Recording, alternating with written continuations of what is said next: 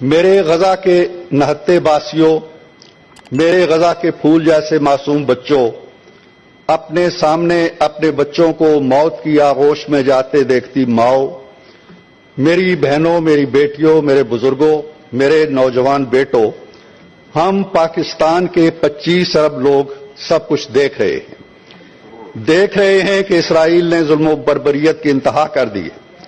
دیکھ رہے ہیں کہ تمہارے گھر کھنڈر ہو رہے ہیں، دیکھ رہے ہیں کہ تمہاری بستیاں ملبے تلے دبا قبرستان بن رہی ہیں، دیکھ رہے ہیں کہ تمہارے اسپتال، تمہارے اسکول، تمہاری مسجدیں، تمہارے کیمپ سب ظالمانہ بمباری کا نشانہ بن رہے ہیں،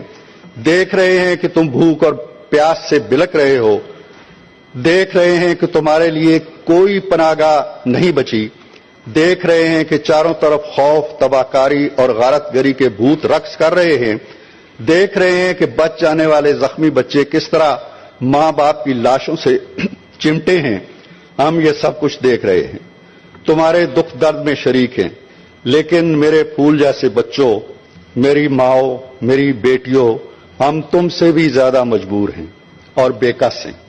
ہم بڑی بڑی طاقتوں کا نام بھی نہیں لے سکتے جو تم پر ظلم ڈھا رہی ہیں، ہمیں بھی زندہ رہنے کو روٹی چاہیے، ڈالر چاہیے، ہمیں معاف کر دو،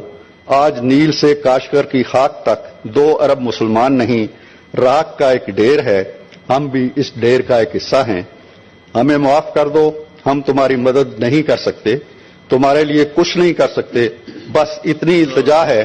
کہ روز محشر اللہ کے حضور ہماری شکایت نہ کرنا، اور کرو بھی